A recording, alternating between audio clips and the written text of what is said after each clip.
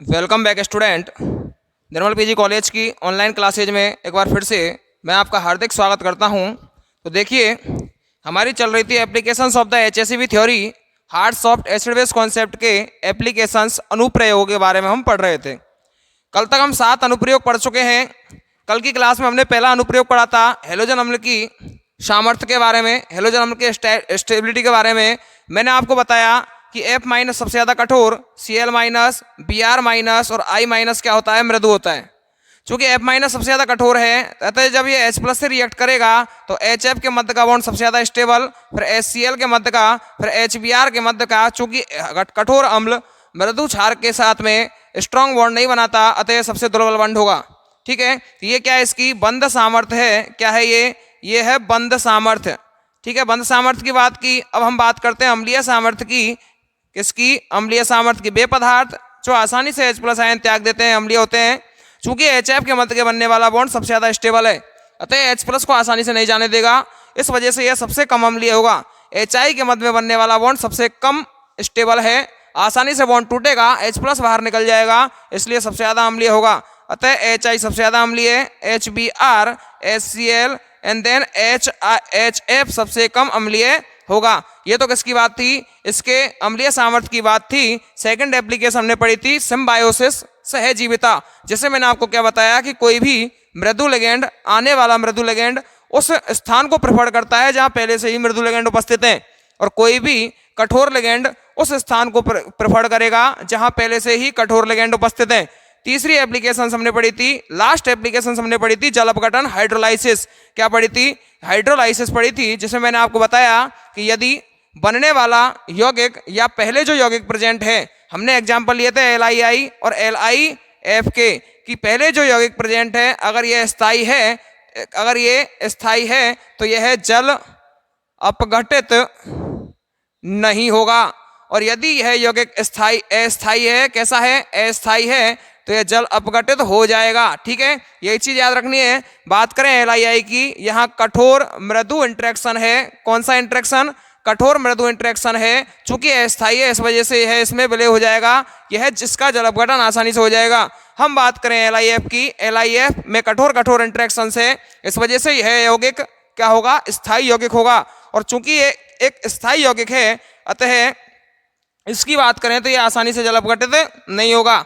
Last हमने बात की थी ऑक्सीडेशन स्टेट की, बढ़ती हुई ऑक्सीडेशन स्टेट के हिसाब से यौगिक की कठोरता पर क्या प्रभाव पड़ेगा। हमने एग्जांपल लिए थे किसके? Ni के, कि Ni 0 ऑक्सीडेशन स्टेट में मृदु अम्ल की भांति व्यवहार करती है, Ni 4th ऑक्सीडेशन स्टेट में कठोर अम्ल की भांति व्यवहार करती है, लेकिन Ni 2nd ऑक्सीडेशन स्टेट में इंटरमीडिएट या सीमावर्ती की तरह कार्य करती है, कि अगर वह कठोर मिले तो कठोर के साथ कार्य करने लग जाएगी, और मृदु मिले तो मृदु के साथ कार्य करने लग जाएगी। ठीक है, इन एप्लीकेशंस को हम पढ़ चुके थे।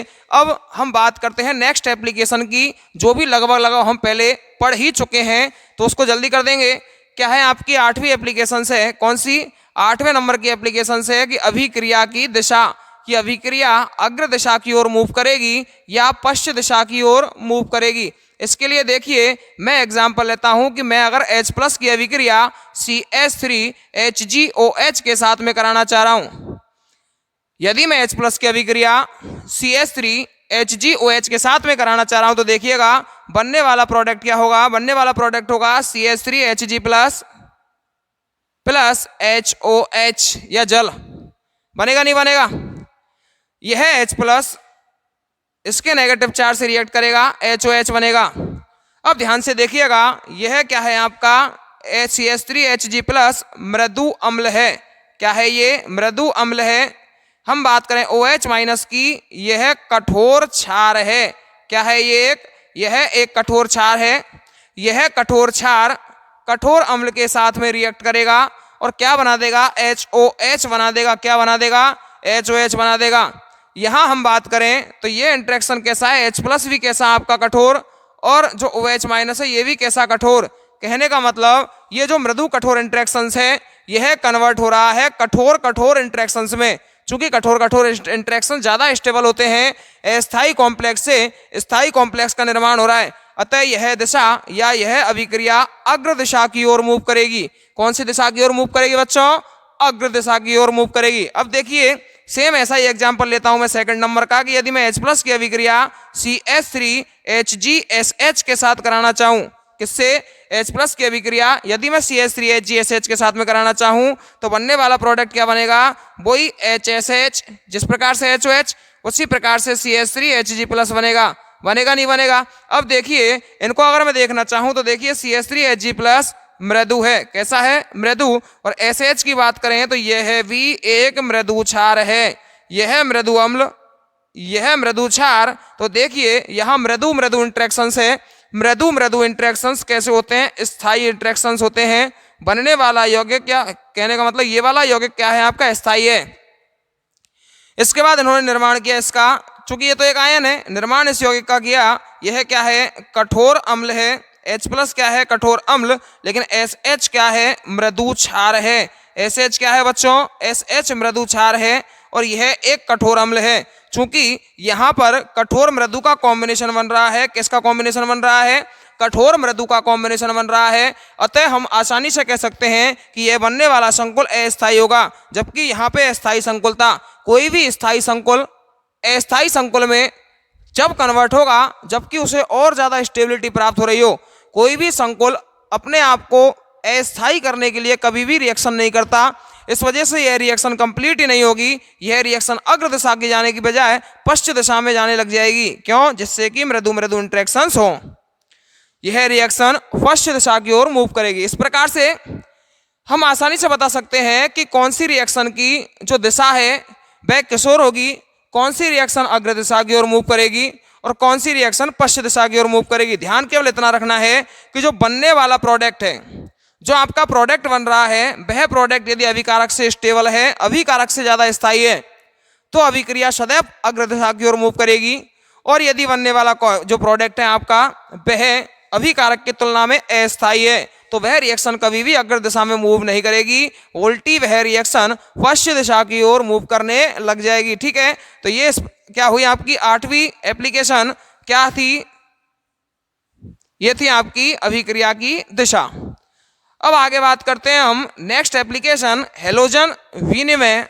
क्या नेक्स्ट जो आपकी एप्लीकेशन है? हैलोजन विनिमय। हैलोजन विनिमय अभिक्रिया या हैलोजन विनिमय, कुछ भी बोल लीजिए। देखिए अब हम बात करते हैं हैलोजन विनिमय अभिक्रियाओं की। तो हैलोजन विनिमय अभिक्रियाओं को भी हम HSAV कॉन्सेप्ट के माध्यम से समझा सकते हैं। हैलोजन विनिमय अभिक्रिया से हमारा मतलब क्या है? जैसे मान के चलो यहाँ पर R के साथ X1 जुड़ा हुआ है जो कि एक हैलोजन है। क्या है? यह एक हैलोजन है। और इधर दूसरा हैलोजन H के साथ में कोई भी हैलोजन और जुड़ा हुआ है, या किसी के भी साथ जुड़ा हुआ है, ऐसा नहीं है कि H के साथ किसी के भी साथ जुड़ा हो, यह X2 है।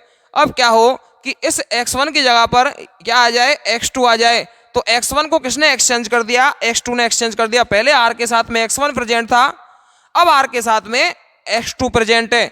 X1 को एक्सचेंज कर दिया गया है X2 के द्वारा। इस वजह से यह रिएक्शन हैलोजन एक्सचेंज रिएक्शन या हैलोजन एक्सचेंज अभिक्रिया या हैलोजन विनिमय अभिक्रिया कहलाती है। अब देखिए यहां हम बात करें तो कॉन्सेप्ट तो वही है, कठोर कठोर और मृदु मृदु वाला।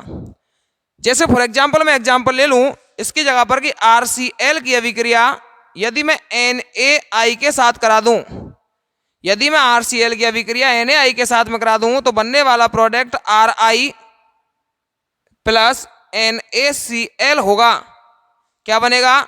Ri प्लस NaCl होगा।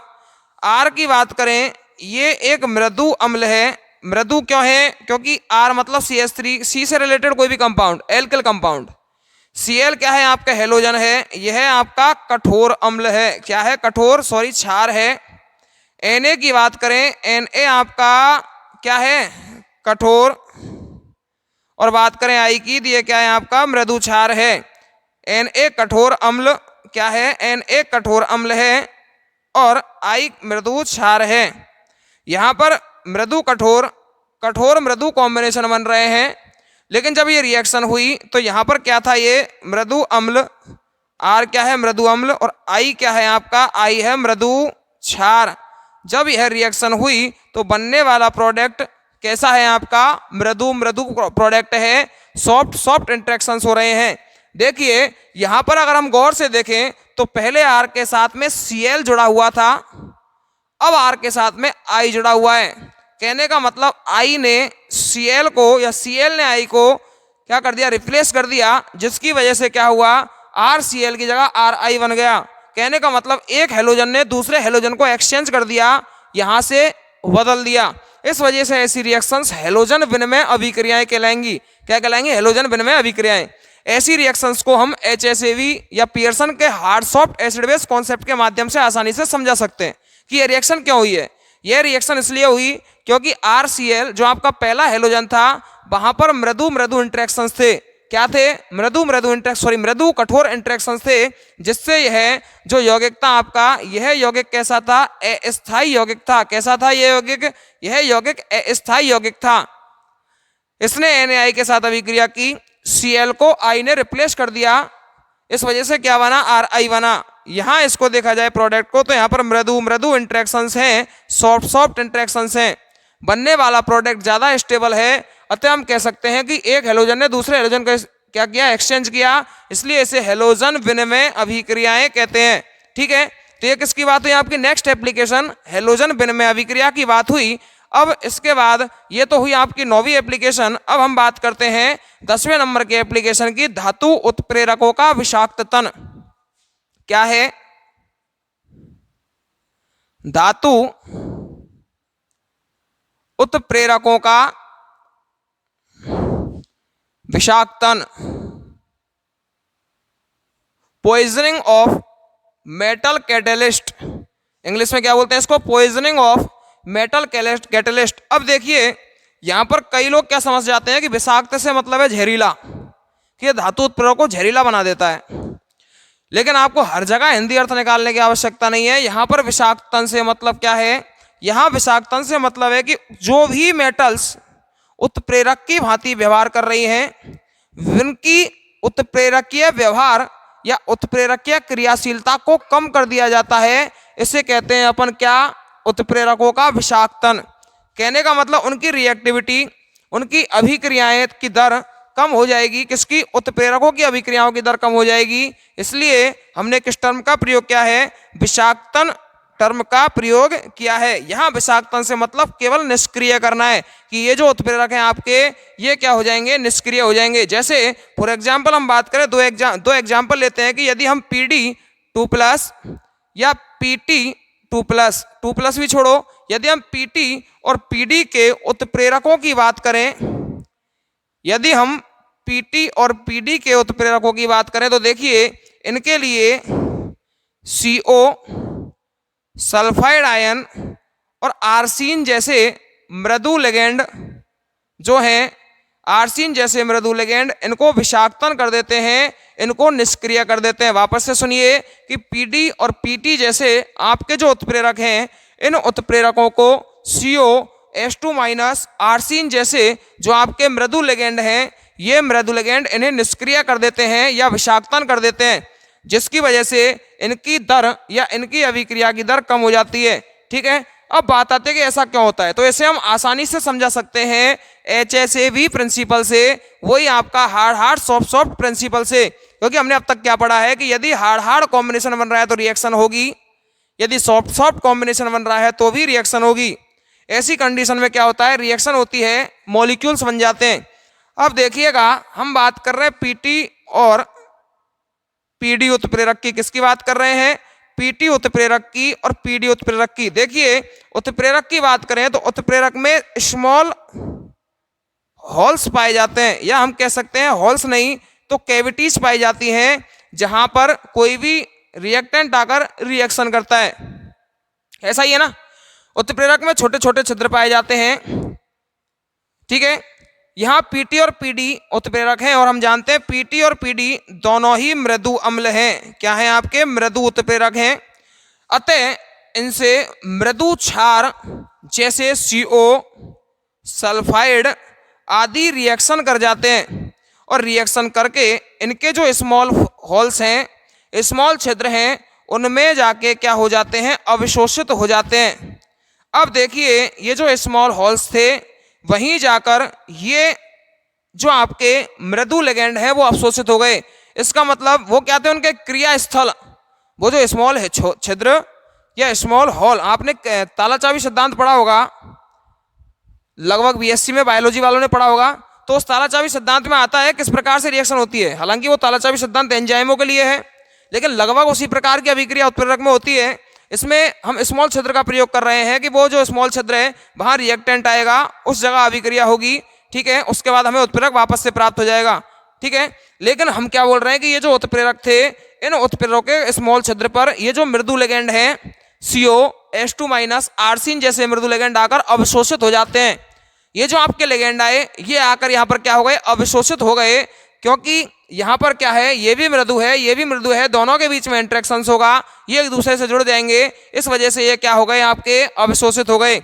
जैसे ही ये स्मॉल छिद्र में अवशोषित हुए, स्मॉल होल्स में अवशोषित हुए, तो एक बात ध्यान रखना कि जैसे ही अवशोषित हुए हैं, इसका मतलब ये स्मॉल होल्स भर चुके हैं, ये इनके क्रिया स्थल भर चुके हैं। क्रिया स्थल क्यों प्रयोग किया मैंने वर्ड, क्योंकि यहीं पर आकर कोई भी रिएक्टेंट क्रिया करेगा, ठीक है, इसलिए ये जो क्रिया स्थल थे वो क्रिया स्थल भर चुके हैं। जब इनके क्रिया स्थल ही भर गए तो इनकी रिएक्टिविटी, इनकी क्रियाशीलता कम हो गई, अतः हम कह सकते हैं क्या हो गए, निष्क्रिय हो गए। क्या हो गए, निष्क्रिय, या जिसके लिए हमने शब्द प्रयोग में लिया है विषाक्तन हो गए। कैसे हो गए, विषाक्तन हो गए। तो ये क्यों विषाक्तन हुए, इसको हम किसके माध्यम से समझा सकते हैं, HACV सिद्धांत, hard soft acid base concept के माध्यम से आसानी से समझा सकते हैं, ठीक है। तो ये क्या है, आपकी 10वीं विशेषता हुई। कौन सी विशेषता, ये हुई आपकी 10वीं विशेषता। अब बात आती है खनिजों की प्राप्ति की। किसकी बात आएगी अब, नेक्स्ट है आपकी खनिजों की प्राप्ति। कि खनिजों की प्राप्ति को हम किस प्रकार से क्या कर सकते हैं, समझ सकते हैं। देखिए, अगर हम बात करें खनिजों की प्राप्ति की, तो भूपर्पटी पर या जमीन पर या कह सकते हैं पृथ्वी पर बहुत सारे खनिज पाए जाते हैं। ये खनिज, कई खनिज सल्फाइड आयन बनाते हैं, यह सल्फाइड खनिजों का निर्माण होता है। कई मेटल्स कार्बोनेट और कई मेटल्स ऑक्साइड खनिजों का निर्माण करती हैं।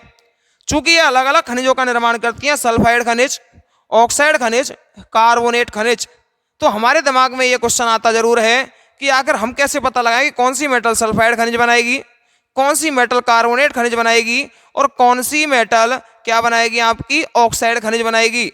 आखिर हम कैसे पता लगाएं, तो इसको हम HACV प्रिंसिपल के माध्यम से समझ सकते हैं, या हम कह सकते हैं hard soft acid base concept के माध्यम से समझ सकते हैं। जैसे फॉर एग्जांपल हम ले लें कि माना कि हमारे पास कुछ मेटल्स हैं, जैसे फॉर एग्जांपल के लिए Al+3, कौन सी, Al+3, Mg+2, Na+, ये हमारे पास कुछ मेटल्स हैं, या Ca2+, ये सारी की सारी मेटल्स कैसी हैं, कठोर हैं। अब आपके दिमाग में आ रहा होगा, सर आपने तो बोला था कि +1 और +2 वाली मेटल्स कठोर नहीं होती, लेकिन सर ने ये भी बोला था कि क्षारीय धातुएं और क्षारीय मृदा धातुएं कठोर होती हैं। क्षारीय धातुओं की +1 ऑक्सीडेशन स्टेट और क्षारीय मृदा धातुओं की +2 ऑक्सीडेशन स्टेट होती है। तो देखिए बच्चों, यहां से मैं आपको समझाना चाहूं तो Al3+, Mg2+, Na+ और Ca2+ कठोर हैं। चूंकि ये सभी धातुएं हैं, अतः ये कठोर क्या है, कठोर अम्ल हैं। क्या है ये, कठोर अम्ल हैं। अब देखिए, हम बात करें CO3 की और O2- की, दोनों, कहने का मतलब ये रिएक्ट करेगा तो ऑक्साइड बनेंगे और ये रिएक्ट करेगा तो कार्बोनेट बनेंगे। जब CO3 रिएक्ट करेगा तो कार्बोनेट और O2- रिएक्ट करेगा तो क्या बनेगा, ऑक्साइड बनेगा। क्या बनेगा बच्चों, ऑक्साइड बनेगा। अब देखिए, यहां मैं क्या बोल रहा हूं कि यदि ये जो आपकी कठोर अम्ल हैं, ये दोनों क्या है, आपके कठोर क्षार हैं। आप में से कई लोग तो ये सोच रहे होंगे कि CO3 कठोर नहीं है, मृदु है, लेकिन आपको बता दिया जाए कि इसमें ऑक्सीजन डोनर एटम है, दाता परमाणु ऑक्सीजन है, ना कि कार्बन। और दाता परमाणु के हिसाब से हम बताते हैं कि कौन सा तो कठोर है और कौन सा मृदु है। अतः हम कह सकते हैं कि CO3 क्या है, कठोर क्षार है। इसी प्रकार से O2- भी कठोर क्षार है। कठोर अम्ल के साथ में कठोर क्षार आसानी से क्रिया कर जाएंगे और इन मेटल्स के साथ रिएक्शन करने के बाद कार्बोनेट और ऑक्साइडों का निर्माण करेंगे। किसका, कार्बोनेट और ऑक्साइडों का निर्माण करेंगे। जैसे for example MgCO3, Na2CO3, CaCO3, ये तो बना लिए कार्बोनेट। Al3+ ने क्या बना दिया, Al2O3 ऑक्साइड बना दिया। ठीक है, तो हम कह सकते हैं कि कठोर अम्ल और कठोर क्षार के जो आपके कठोर अम्ल और कठोर क्षार के खनिज हैं वो अधिकांशतः कार्बोनेट और ऑक्साइड के रूप में पाए जाते हैं। किसके रूप में पाए जाएंगे? ये खनिज अधिकांशतः कार्बोनेट और ऑक्साइड के रूप में पाए जाते हैं। अब बात आती है कि क्या ये खनिज सल्फाइड के रूप में भी पाए जाते हैं या नहीं पाए जाते हैं। क्वेश्चन क्या है हमारे सामने कि ये जो खनिज हमारे सामने लिखे हुए हैं, ये जो मेटल्स लिखी हुई हैं, ये खनिज का निर्माण कर रही हैं। मेटल्स किसका निर्माण कर रही है? खनिज का निर्माण कर रही है ना। तो ये जो मेटल्स हैं क्या ये सल्फाइड के साथ भी रिएक्शन करके सल्फाइड खनिजों का निर्माण करेंगी या नहीं करेंगी, ये हमारे सामने क्वेश्चन आता है। हमें ये तो पता लग गया कि ये मेटल्स या कह सकते हैं कठोर मेटल्स, हार्ड मेटल्स क्या करती हैं? कार्बोनेट और ऑक्साइड खनिजों का निर्माण करती हैं।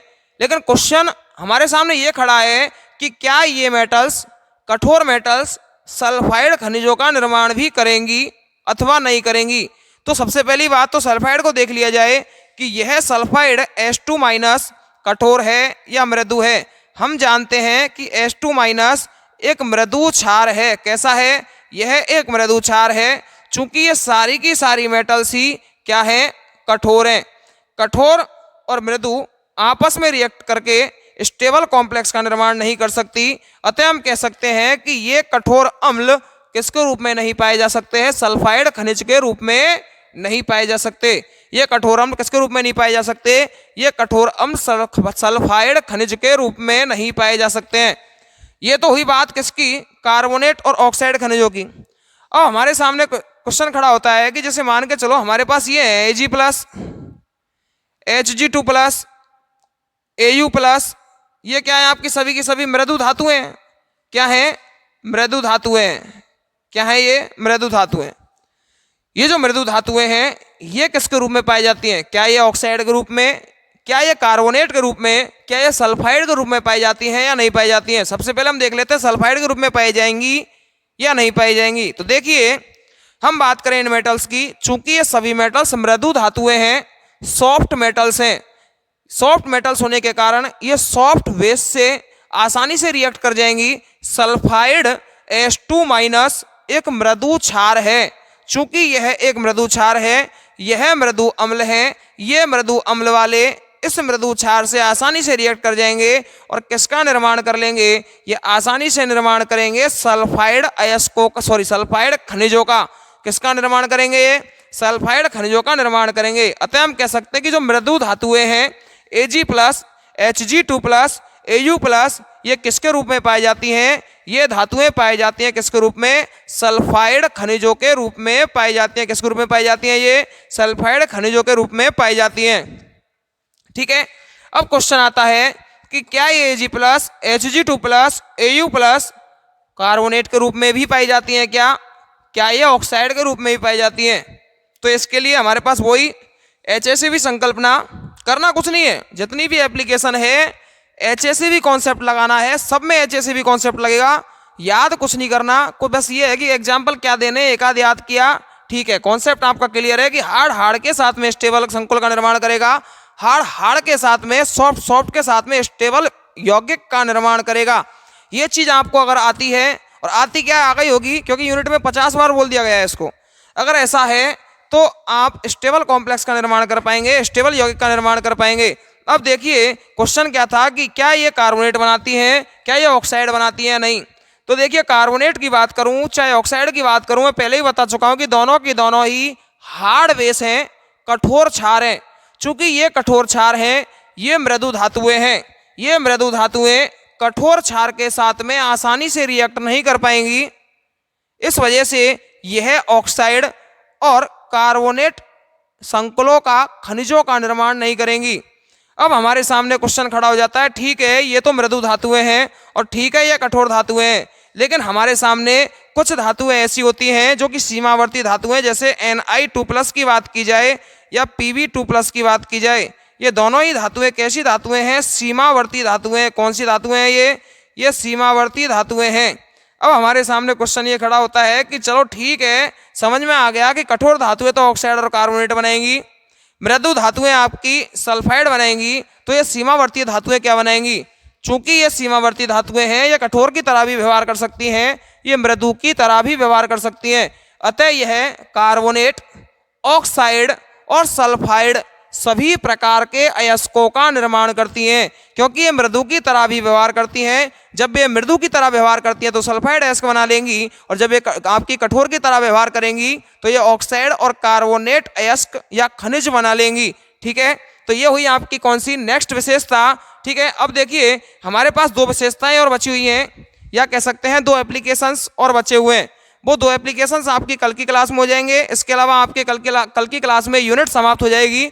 लास्ट टॉपिक होगा एचएसएवी संकल्पना की कमियां। चाहे इसमें कितनी भी खूबियां हैं, लेकिन उसके बावजूद भी इसमें कुछ कमियां भी हैं। वो कमियां कौन कौन सी हैं और वो दो एप्लीकेशंस कौन कौन सी हैं जो बची हुई हैं, वो देखते हैं हम नेक्स्ट क्लास में। आज के लिए इतना ही। बहुत बहुत धन्यवाद।